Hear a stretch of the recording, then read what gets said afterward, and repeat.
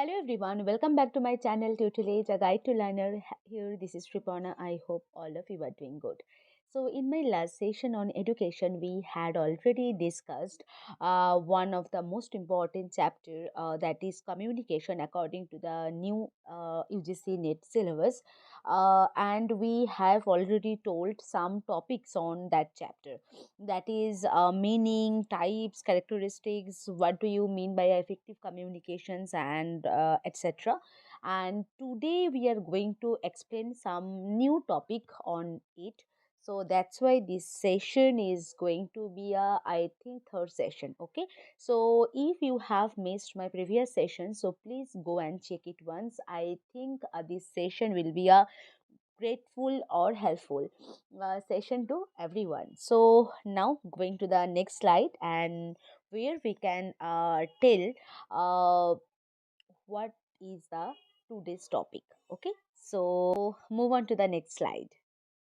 Here we can see our today's topic, that is first topic is classroom communication, and we all know that communication is one of the most mandatory and essential thing in the classroom. That's why classroom communication is one of the most important topic in this chapter. Okay, now move on to the second topic for today's session, that is barriers to effective communication, and going to the third one, that is mass media and society, and which includes press and print media, radio, films, photos, wireless communication, and one of the most important media, that is called social media.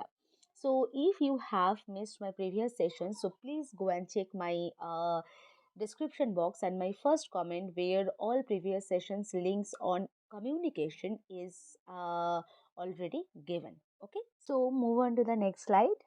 So here we can see classroom communication.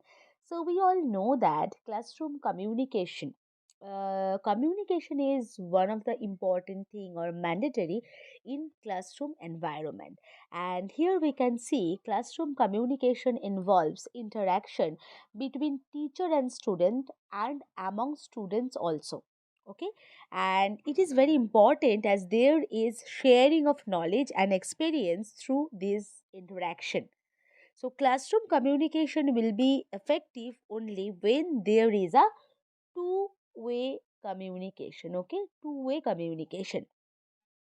If there is only one way communication, such as in lecturing, it will not be effective, as students will not be able to share their queries and clarify their doubts. So, and in this process, in two-way communication and in the classroom communication, there is a scope for immediate feedback.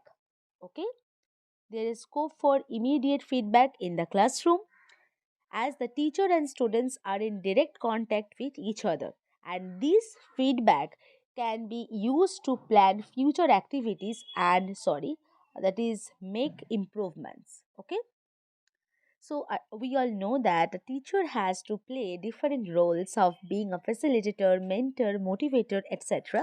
And with the changing world and increased use of technology in every sphere, there are changes in classroom communication as well. It is, and these changes in communication is always purposive, positive, and pragmatic thing. And it can take place in the form of lecturing, explaining, demonstrating, presentations, debates, dialogues, etc. So I think this is clear. What do you mean by a classroom communication? Okay, and we all know that there are two techniques. The first technique, that is traditional techniques, that like blackboard, and the modern technology in the form of slides, graphs, charts, projectors, working models, video conferencing, live sessions, etc. And both can be used to make learning and classroom communication interesting. Okay, so I think this is clear. What do you mean by a classroom communication? And but today we will discuss some points on how to effectively manage the classroom communication. The first point, that is, be clear. So when communicating with students, the teacher should try to be always clear about what you want to say. If there is any lack of clarity in the choice of words, then the message will be misinterpreted by students. So that's why students should also try to be as clear as possible during interaction with their teacher and classmates. So I think which is one of the most important point on it. So now move on to the next point, that is keep it precise. So always communication process it precise. Okay, now going to the third point, that is take artful pauses. For becoming an effective communicator, one should know about the time to talk and time for staying silent. A teacher should take a pause after finishing the unit or topic so that students can revise it once and share their queries also.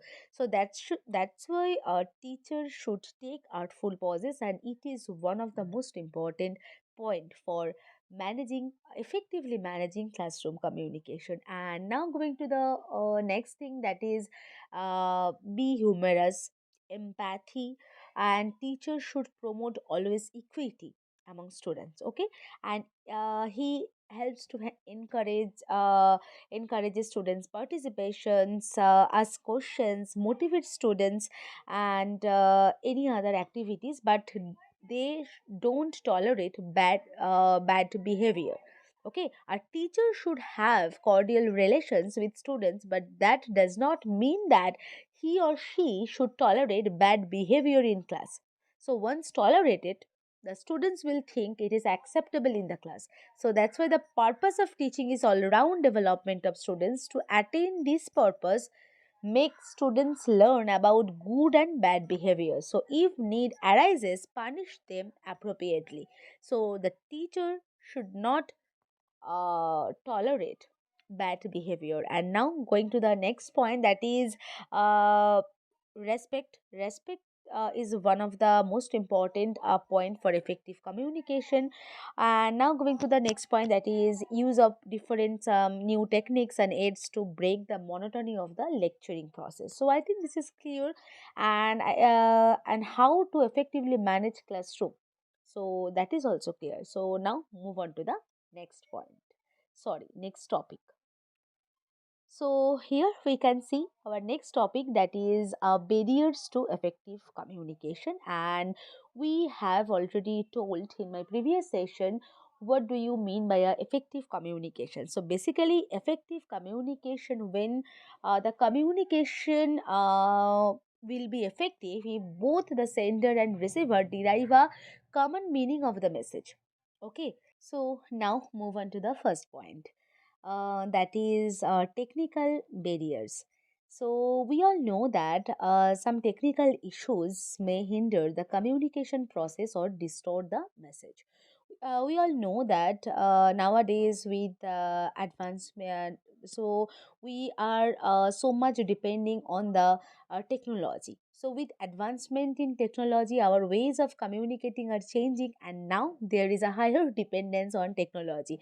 So it is easy to convey what we cannot say during face to face interaction through text messages, emails, or chats, but there is a tendency for messages to not be effectively communicated to the receiver due to the technical issues. So going to the second point, that is physical barriers. So, physical barriers like location of the sender and receiver, environment around them, and their voice, noise in environment, classroom layout, outdated equipment, etc., can lead to miscommunication. Okay, so if the location of the sender and receiver is such that it is too noisy or too crowded, then the message will not be transmitted effectively and there will be miscommunication. If they are communicating verbally, then problem may arise if they are not audible to each other. So there are chances to misinterpretation, especially in the case if words have similar pronunciations, for example ice cream or ice cream.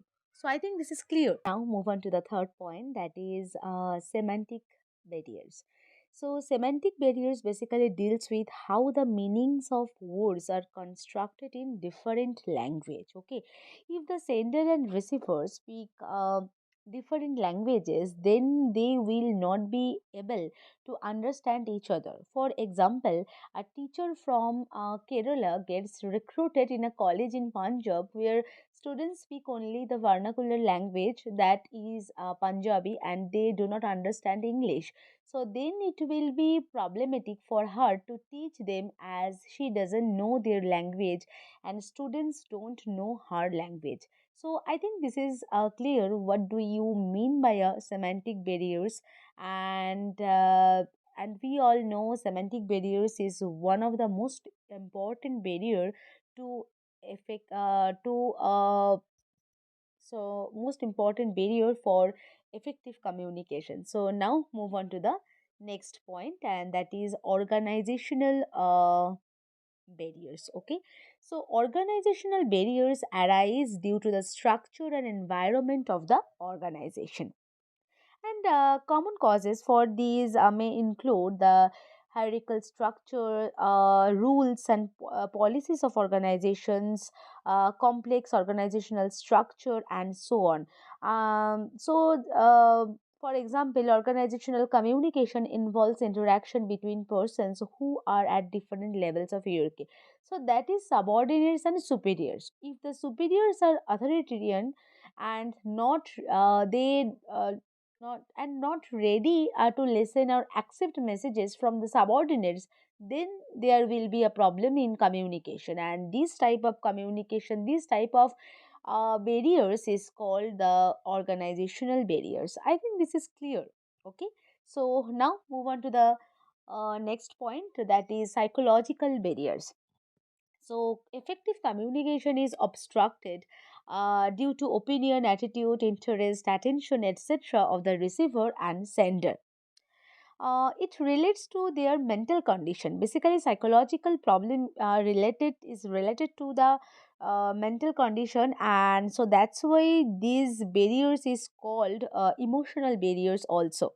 Okay, so these are one of the strongest barriers of communication.